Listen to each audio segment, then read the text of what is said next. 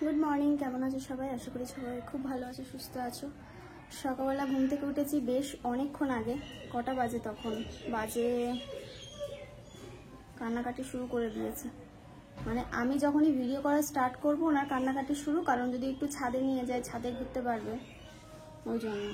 আর কালকে ও বাপরে একটা বিড়াল ঢুকেছে, সেই বিড়ালের সাথে কি যুদ্ধ জানো না, মানে বীভৎস পরিমাণে বিড়ালের সাথে যুদ্ধ বেঁধে গেছে।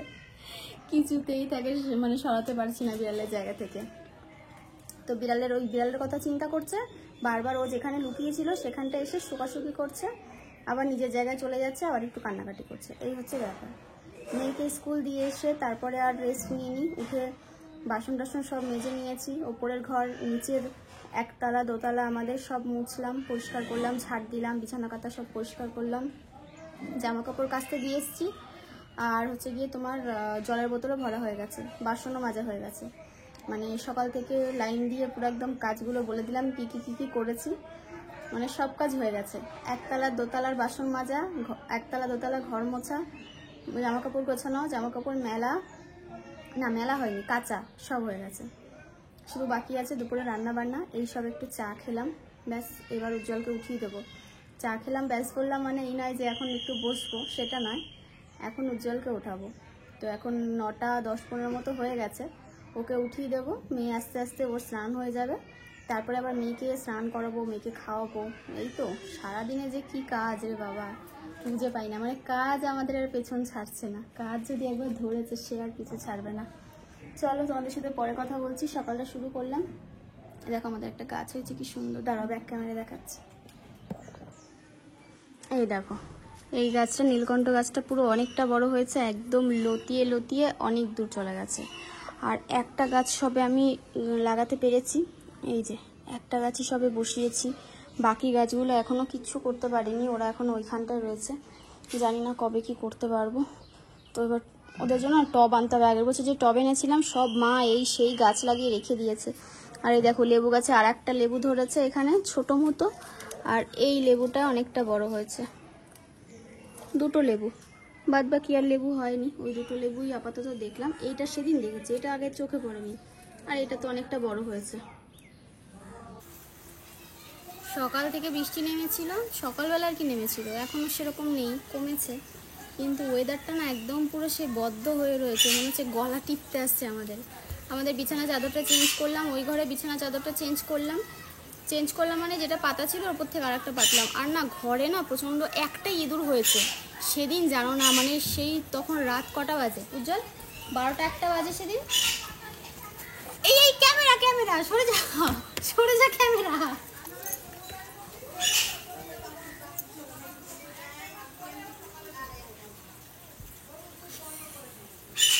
সরে যা, ওদিকে যা, এখানে বসে থাক। সেদিন রাত্রেবেলা 12টা 1টা মতো বাজে, দেখো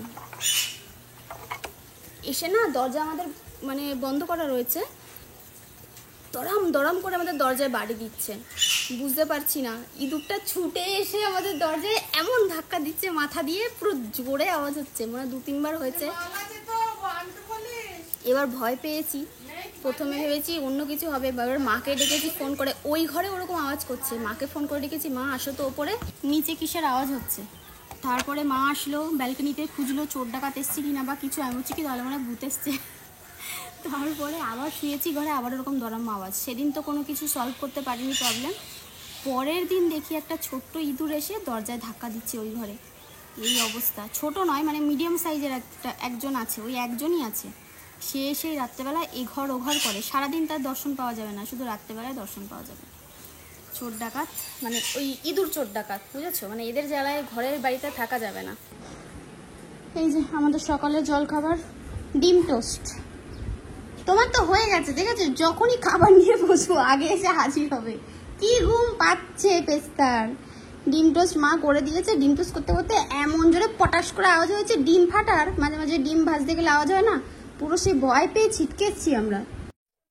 এই যে ছোট ছোট কৌটোগুলো দেখতে পাচ্ছ, এই কৌটোগুলো আমরা ওই ঘি কিনি, সেই ঘিয়ের সাথে দিয়েছিল। তো দেখো যে গায়ে যে স্টিকারটা লাগানো রয়েছে ওটা ভাবলাম প্লাস্টিকের উঠে যাবে, পরে দেখছি না, ওটা একদম গায়ের সাথে পেস্ট করা রয়েছে, ওঠানো যাবে না। তারপরে এখন আপাতত 3টে হয়েছে, 3টে না 4টে হয়েছে। তো বেশ 3-4টেই খাওয়া হয়ে গেছে, মানে প্রত্যেক মাসে একটা একটা করে আসে। তারপরে ওই ধরো বাড়িতে একটু বিরিয়ানি হলো, কিছু হলো, তখন তার মধ্যে দেওয়া হয়। টুকটাক সবাই খাওয়া হয়, একটু আধটু তরকারিতে টরকারিতে খাওয়া হয়। তো সেই সূত্রে কয়েকটা আনা হয়েছে, সেই বেশ ভালো হয়েছে কৌটোগুলো। কৌটোগুলোকে এবার আমি ধুয়ে রেখে দিলাম। একটার মধ্যে ছিল ঘি আর একটার মধ্যে ছিল তোমার দুধ রেখেছিলাম, গুঁড়ো দুধ। তারপরে আজকে সবজি আসবে বাজার থেকে, ফ্রিজটা না একটু ফাঁকা করে নিয়েছি, ফাঁকা করে ফ্রিজটা একটু গাটা মুছে নিলাম আর ভেতরটা একটু মুছে নিলাম। তারপরে এই আগামী মানে গতকাল ট্রে, এই ডিমের ট্রে আনা হয়েছিল, সেটার মধ্যে এবার যে ডিমগুলো অবশিষ্ট রয়েছে সেইগুলোকেই আর কি রেখে দিচ্ছি। তো এই ওপরটায় দেখলাম যে কটা ফাঁকা রয়েছে সে কটার মধ্যে হয়ে যাবে। তারপরে ডিম টোস্টও খাওয়া হয়েছিল, তো এই কটায় ডিম রয়েছে এখন। আর তারপরে আসলাম এই যে আলুর, যেটার মধ্যে রাখা হয় আলুর র্যাকটা, সেটার মধ্যে এবার আলুগুলো রেখে দিচ্ছি।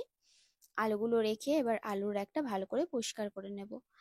আর এটা মোছাই হয়, কিন্তু আলুগুলো বের করা হয় তো আবার রাখা হয়, আবার বের করা হয়, একটু একটু ধুলো পড়ে গাটা আর কি। তো সাইডে যে কর্নারগুলো রয়েছে ওগুলো একটু মুছে নিলেই কমপ্লিট হয়ে যায়। তো দেখো রান্নাঘরে আসলে না হাজারটা কাজ আমার মাথায় চিন্তা পড়ে, মানে হাজারটা কাজের কথা মনে পড়ে। এটা করতে হবে, ওটা করতে হবে, এটা অগোছালো রয়েছে, ওটা অগোছালো রয়েছে, রান্নাঘরে আসলেই শুধু এদিক ওদিক চোখ যায় চারিদিকে। তারপরে রান্নাঘরে আরো বেশ কয়েকটা জায়গা পরিষ্কার করলাম, সব কটা তো আর ভিডিওতে দেখানো সম্ভব নয়, যতটা পারলাম ততটা তোমাদের সাথে শেয়ার করলাম। আর এই ডিব্বা দুটো এখান থেকে সরাতে হবে, আবার এখানে জড়ো হয়ে গেছে, যতভাবে ফাঁকা করব ততই এখানে ওখানে জিনিসপত্র থেকে যায়। আগের দিন তোমার ওই শাপলা এনেছিলাম, শাপলার ফুলগুলো বহু যত্ন করে রেখে দিয়েছিলাম, ভেবেছিলাম বড়া খাবো, কিন্তু আর সময়ের অভাবে না হয়ে ওঠেনি। তো ভাবলাম যে দূর চাই, ফেলেই দেবো, আর রাখবো না ঘরে, তো ওদের ফেলে দিলাম। আর এখানে দেখো উপরে কলা ছিল, কলাগুলোকে সাইড করে রেখে দিলাম। কলা দিয়ে ভাবছি আজকে মাছের ঝোল করব। জানি না কতদূর করে উঠতে পারবো, কারণ এখন অলরেডি উজ্জ্বলকে স্নান দান করিয়ে বেজে গেছে 12টা, ঘরের অনেক কাজগুলো করে, মানে ঘরের টুকটাক কাজ করে পুরো 12টা বাজে। তখন এসছি রান্নাঘরে, এই মাছ ছাড়াতে সবকিছু করতে না 1টা বেজে গেছে। তারপরে 1টার সময় রান্না চাপিয়ে 1 ঘন্টার মধ্যে কি রান্না করব নিজেও জানি না। তারপরে তো বাকি কাজ ছেড়েই দাও, সেগুলো তো আজকে আর কিছুই হবে না। মানে আজকে শুধু রান্নাঘরেই কেটে যাবে, আর সংসারে কাজকর্ম করতে করতে দিন কেটে যাবে। বাইরে নেমেছে প্রচন্ড পরিমাণে বৃষ্টি, আর আমাদের বাড়ির সবাই গেছে ওই বাড়িতে। মা বললো রান্না করে যেতে, তো এদিকে মাছ এনেছে। আমি তো সকাল থেকে উঠে এত কাজ বাজ করেছি, ভাবলাম যে 3টের সময় কি 4টের সময় লাইভে আসবো, তো এখন রান্না করতে বসলে লাইভে আর হবে না। তো যাই হোক, এখানে দেখো কাতলা মাছ ছাড়াচ্ছি, আর ওপরে উঠে বসেছি, তার কারণ আছে, আমি না দাঁড়িয়ে দাঁড়িয়ে পারি না বেশিক্ষণ, ওই জন্য দেখো সবজি কাটার সময় আমি ওপরে উঠে বসে পড়ি, মাছ কাটার সময় ওপরে উঠে বসে পড়ি। কি করবো বলো, আগে শরীর তারপরে তো সব কিছু। আর এখানে হচ্ছে না, এটা হচ্ছে তোমার তেলাপিয়া মাছ, বড় বড় তেলাপিয়া মাছ, এই যে বড় সাইজের, এটা হচ্ছে মুন্ডু, এটা হচ্ছে তার বডি। আর তার সাথে করবো মাছের তেল ভাজা, মাছের তেল ভাজা করবো, আর কলা দিয়ে তেলাপিয়া মাছের ঝোল করবো, এটাই ভেবেছি। কিন্তু এখনো মাছ ছাড়িয়ে উঠতে পারিনি। ফ্রিজ পরিষ্কার করলাম, ফ্রিজের মধ্যে এত জিনিস ভর্তি হয়ে রয়েছে না, অন্য কিছু ঢোকানোর আর জায়গা নেই। সেটাকে ফাঁকা করলাম, ফাঁকা করে সব বাসন মাজলাম, এই সব জায়গাগুলো সব পরিষ্কার করলাম। তেল পুরো একদম বাজে অবস্থা, রান্নাঘর অনেকদিন ঢোকা হয়নি, তেল পরে পুরো ভেসে গেছে এই জায়গাটা। তারপরে সব বের করে মুছলাম, ওই সাইডটা মুছলাম, এগুলো করতে করতে দেরি হয়ে গেছে। আলুর র্যাকটা পরিষ্কার করলাম। আর এটা হচ্ছে পেস্তার চিকেন, চিকেনগুলো ধুয়ে একেবারে ফ্রিজের মধ্যে ঢুকিয়ে রাখবো, তাহলে অসুবিধা হবে না। আর আজকে শুধু ওই কাতলা মাছ এনেছে মা, আর তার সাথে এনেছে এই যে কাতলা মাছের মাথা, কাতলা মাছের মাথা, আর তার সাথে এনেছে ওই তেলাপিয়া মাছ। এই হচ্ছে বাজার। আর সবজি এনেছে প্রচুর সবজি, সবজিগুলো তো দেখলি আমি ফ্রিজে রেখে দিলাম। চলো মাছটাকে আগে ধুয়ে নিই, বৃষ্টিটা এতক্ষণ জোরে হচ্ছিল, এখন একটু থেমেছে। সব কিছু ধুয়ে গুছিয়ে নিয়েছি, ধুয়ে মানে গোছানো বলতে এখনও রান্নার কিছু গোছাতে পারিনি। এদিকে এই মাছগুলো গুছিয়েছি, এই যে 3 পদের মাছ, 3 পদ না 2 পদের মাছ। এটা হচ্ছে জ্যান্ত কাতলা মাছ। বাবা আটকাচ্ছে না কেন, আটকে যা আটকে যা, না আটকালেই সমস্যা।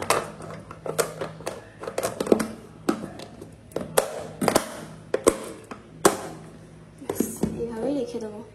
আর এটা হচ্ছে চিকেন, পেস্তা চিকেন ধুয়ে রেখেছি। আর আজকে রান্না হবে তেলাপিয়া মাছ নুন হলুদ মাখিয়ে নিলাম। আর এই হচ্ছে মাছের তেল। মাছের তেল খেতে কে কে ভালোবাসে কমেন্ট করে জানিও। আমার তো ভীষণ টেস্টি একটা জিনিস লাগে, মানে ভাতটা হলে মানে মাছটা হলে মাছ মাংস যাই হোক না কেন সেসব ফেলে মাছের তেল দিয়ে ভাত খাবো, এরকম হচ্ছে ব্যাপার। আর এই 4খানা কলা পেলাম, আমি জানি না ফ্রিজের মধ্যে আরও আছে কিনা বাস্কেটের সবজির মধ্যে। 4টে কলাই কেটে নিই, আলু দিয়ে আদা জিরে লঙ্কা বাটা দিয়ে পাতলা করে ঝোল বসিয়ে দেবো। আর বাইরে এখনো পর্যন্ত বৃষ্টি হচ্ছে।